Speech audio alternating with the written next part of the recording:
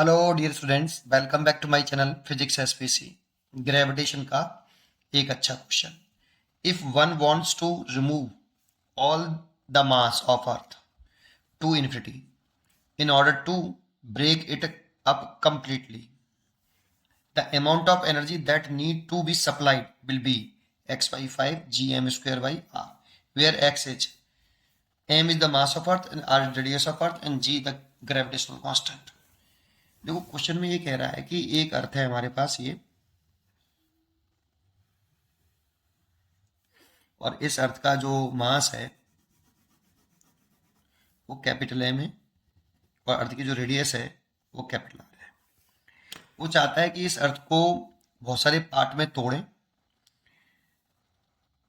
और उनको तोड़कर एक एक करके उसको कंप्लीटली इन्फिनिटी पर पहुंचा दें। तो इन्फिनिटी में पहुंचाने में उसे जो एनर्जी सप्लाई करनी पड़ती है उसको, वो X by 5 G M by R square G M square upon R है। तो एक्स की वैल्यू पूछ रहे हैं। इस मास को, इस अर्थ को इन्फिनिटी पार्ट में तोड़कर, छोटे छोटे पार्ट में तोड़कर और उनको पूरा कंप्लीटली इनफाइनाइट में पहुंचाने में इतनी एनर्जी सप्लाई करता है। तो एक्स की वैल्यू बताओ। तो इसके लिए देखो, ये क्वेश्चन तो आसान है। एक फॉर्मूला में याद होना चाहिए सेल्फ ग्रेविटेशनल एनर्जी का। अगर वो याद है तो आसान है, और याद नहीं है तो मैं ड्राइव भी करके दिखाऊंगा, है ना। तो पहले मैं डायरेक्टली कर रहा हूँ, फिर मैं उसको ड्राइव भी करूंगा कि सेल्फ ग्रेविटेशनल एनर्जी का जो फॉर्मूला होता है वो हमें वैसे लर्न होना चाहिए। अगर लर्न नहीं है आपको तो सबसे इंपॉर्टेंट पॉइंट तो वो है कि वो आया कैसे। तो मैं उसे ड्राइव जरूर करूंगा, ठीक है। अभी मैं डायरेक्ट कर रहा हूँ। तो जरा समझो, इसकी जो सेल्फ, मतलब इस अर्थ को बनाने में, इस अर्थ को बनाने में, इन्फिनिटी से छोटे छोटे छोटे छोटे मास को ला के इकट्ठा करके बनाने में जो एनर्जी स्टोर हुई होगी वो कितनी है। तो self gravitational potential energy of earth, ये होती है सेल्फ एनर्जी। इसको यू जो लिख लेता हूं, अभी ये लिख लेता हूं माइनस का 3g अर्थ का मास का स्क्वायर ओवर 5r, ये होती है। लेकिन ये सॉलिड स्फीयर के लिए होती है बेटा। अर्थ एक सॉलिड स्फीयर होता है, तो सॉलिड स्फीयर के लिए इतनी होती है सेल्फ ग्रेविटेशनल एनर्जी। अगर हॉलो स्क्वायर होगा तो उसके लिए इतनी नहीं होगी, उसके लिए कुछ और होती है, ठीक। तो ये पोटेंशियल एनर्जी हमें याद होनी चाहिए। तो ये इनिशियल है, इसको तोड़ के यहां से यहां पहुंचाना है, तो इनिशियल एनर्जी तो इतनी हो गई। और इनफाइनाइट पर एनर्जी जो होती है वो जीरो होती है। अब इसको जब यहां से यहां पहुंचाएंगे तो कितनी एनर्जी की जरूरत पड़ेगी ये पूछ रहा है। तो W external is equal to change in energy होता है। इतनी जो, जितना हमें वर्क करना पड़ेगा इसको तोड़कर इन्फिनिटी पे पहुंचाने में, जितना भी वर्क करना पड़ेगा वो वर्क ही के बराबर हमें एनर्जी जरूरत पड़ेगी, ठीक है। नहीं तो इस बर्डन की जगह पे हम लिख सकते हैं कितना, X by 5 G M square upon R. तो इस वर्क की वैल्यू तो दे रखी है हमें कितनी, X by 5 G capital M का स्क्वायर ओवर आर। इतनी एनर्जी हमें सप्लाई करनी पड़ेगी बराबर चेंज इन ग्रेविटेशनल एनर्जी। तो ये फाइनल है और ये इनिशियल है। तो क्या लिखें, you final minus you initial. ये एक्चुअल में माइनस के बर्डन बाई ग्रेविटेशनल फोर्स के बराबर भी होता है। एक्चुअल में फॉर्मूला तो ये होता है कि delta U is equal to minus का बर्डन बाई कंजर्वेटिव फोर्स, और यहाँ पे कंजर्वेटिव फोर्स जो होता है वो ग्रेविटेशनल फोर्स होता है, लेकिन यूज ये करना है, ठीक है।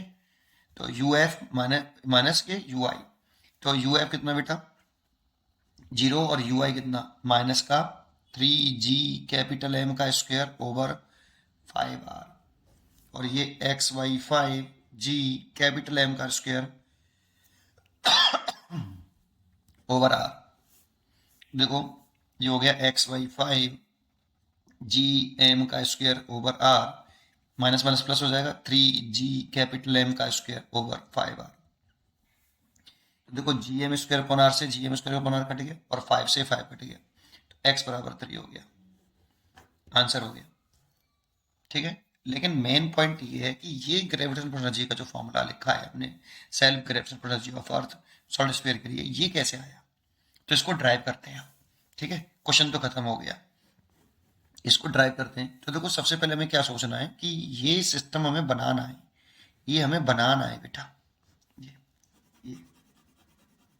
ये हमें बनाने में इतनी एनर्जी की जरूरत पड़ती है, इतनी एनर्जी चाहिए होती है हमें इसे बनाने में। तो ये प्रूव कैसे करें? तो इसको पहले हम क्या करेंगे कि मिक्सी में डाल के, है ना, मिक्सी में कैसे डाल सकते हैं सर, इमेजिन कर लो, है ना।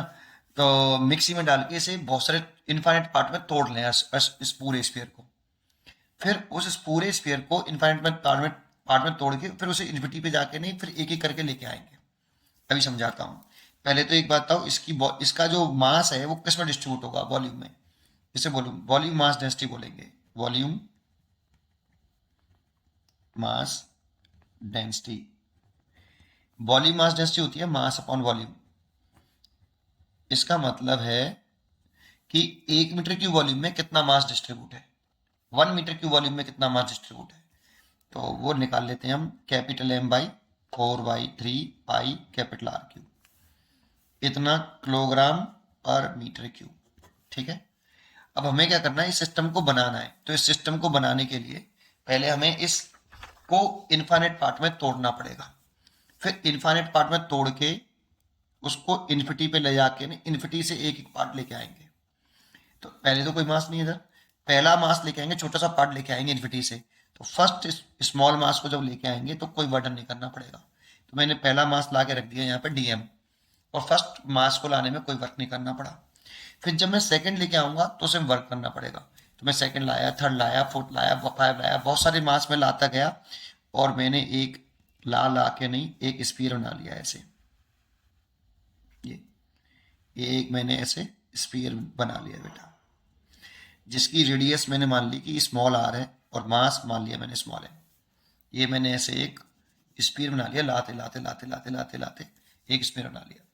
अब इसकी वॉल्यूम मास डेंसिटी निकालूं तो volume mass density is equal to mass पर न्यूटन।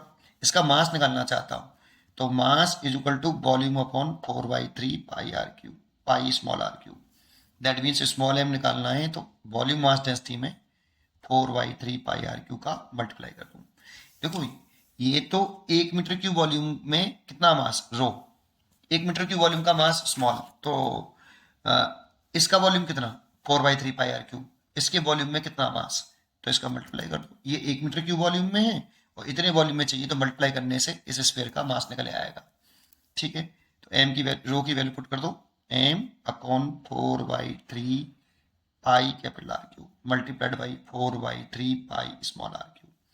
ये स्मॉल है तो 4/3 से तो 4 कैंसिल हो गया, small M is equal to आ गया कैपिटल एम बाई आर का क्यूब और स्मॉल आर का क्यूब, ये आ गया। ठीक है। अब जब मैं इस यहां से अगला डीएम मास लेके आऊंगा, ऐसे डीएम मास लेके आऊंगा, तो जो मेरे को वर्क करना पड़ेगा एक्सटर्नल एजेंट द्वारा, वो पोटेंशियल एनर्जी में चेंज लाएगा। Change in potential energy equal to, small क्यों लिख रहा हूँ, क्योंकि ये जो मास लेके आ रहा हूँ वो वेरिएबल है, बढ़ा रहा हूँ धीरे धीरे, है ना, तो इसलिए डी यू लिख रहा हूँ, डी डब्ल्यू एक्सटर्नल। छोटा सा मास लेके आ रहा हूँ तो छोटा सा वर्डन करना पड़ेगा, तो छोटी सी पोटेंशियल एनर्जी में चेंज आएगी, इसलिए डी डब्ल्यू एक्सटर्नल लिखा। और डी डब्ल्यू एक्सटर्नल जो होता है, ये मास को लेके आ रहा हूँ डीएम को, और ये इनिशियल पॉइंट मान लिया मैंने, यहां से लेके आ रहा हूं तो ये इनिशियल है, और इनिशियल पॉइंट पर पोटेंशियल होता है वो जीरो होता है, और इस वाले पॉइंट को मैं यहां तक लाके रख रहा हूं उसको, ये फाइनल पोटेंशियल हो गया। तो V final minus V initial. अब ध्यान से देखो, ये पोटेंशियल ग्रेविटेशनल परसेंट डिफरेंस का फॉर्मूला है। Potential difference is equal to work done external agent द्वारा डिवाइड बाई टेस्ट मास, ये पोटेंशियल डिफरेंस होता है ना। तो चलिए यहां तक समझ में आ गया। अब मैं डी यू लिख रहा हूं तो D U is equal to D M लिखना पड़ेगा मेरे को। अब डीएम की वैल्यू कैसे निकालूं, तो देखो डीएम की वैल्यू मैं यहां से निकाल सकता हूं। यहाँ पे क्या क्या वेरिएबल है सोच के बताओ, अर्थ का मास तो वेरिएबल नहीं है, कैपिटल एम, रेडियस वेरिएबल नहीं है, ये तो वेरिएबल नहीं है, स्मॉल एम वेरिएबल है और स्मॉल आर वेरिएबल है, तो इसको डिफरेंशिएशन कर लूं with respect to small R, तो d M by d R, M upon R cube, और ये 3r²। मैंने इसको डिफरेंशिएशन कर लिया और यहां से मैं डीएम निकाल लिया, 3 कैपिटल एम ओवर आर का क्यूब r², और डी आर का मल्टीप्लाई इधर कर लिया डी आर। ये देखो मैंने डीएम निकाल लिया, और ये डीएम की वैल्यू में यहां रख देता हूं, कितनी है, 3 कैपिटल एम ओवर आर का क्यूब, आर का स्क्वेयर और डी आर, ये तो डीएम की वैल्यू हो गई। और इसकी सॉलिड स्फीयर है आपका, इस बी एफ की जो वैल्यू होगी वो इस मास के से निकाल लो। इस सॉलिड स्फीयर हो गया, इसकी वजह से इस पॉइंट पर जो ग्रेविटेशनल फोर्स जो होगा सरफेस पर वो G small M by small R, और डी एफ वी एफ की वैल्यू ये हो गई, और अर्थ के सरफेस पर इन्फिनिटी पर जीरो होता है। यहाँ पे वैल्यू पुट कर लो, वी एफ की वैल्यू कितनी, माइनस का G small M over R minus के जीरो। देखो इस माइनस को तो आगे लिख लेता हूँ, और 3 हो गया, कैपिटल जी को भी मैं आगे लिख ले रहा हूँ, कैपिटल एम को भी मैं आगे लिख ले रहा हूँ, आर का क्यू लिख लेता हूँ, स्मॉल एम लिख लेता हूँ, इस आर से एक आर कट गया तो आर डी आर लिख लेता हूँ। ये डी यू आ गया बेटा। यहाँ पे स्मॉल एम की वैल्यू और पुट कर दो, ये वाली, तो माइनस का, क्योंकि यहाँ पे स्मॉल एम भी वेरिएबल है और आर भी वेरिएबल है, दो वेरिएबल है, इंटीजन तो होगा नहीं, इसीलिए इसकी वैल्यू पुट कर लो, माइनस के 3g capital M over R का क्यूब, ये तो है, ये स्मॉल एम की वैल्यू हो गई capital M small R cube over capital R cube, और ये हो गया आर डी आर। तो इसे लिख सकता हूँ माइनस का 3g capital M square over R की पावर 6 आर की पावर 4 डी आर, ये डी यू हो गया। इसका इंटीग्रेशन कर लो। अब लिमिट जो पुट करेंगे यहाँ पे जो लिमिट पुट करेंगे वो स्मॉल आर की करेंगे। अब सोचो स्मॉल आर यहाँ पे कितना, सेंटर पर 0, फिर कहाँ तक करना है, 0 से आर रेडियस का ला के नहीं, आर रेडियस बनानी है, 0 टू आर, और डी यू का कंडीशन यू हो गया, है ना।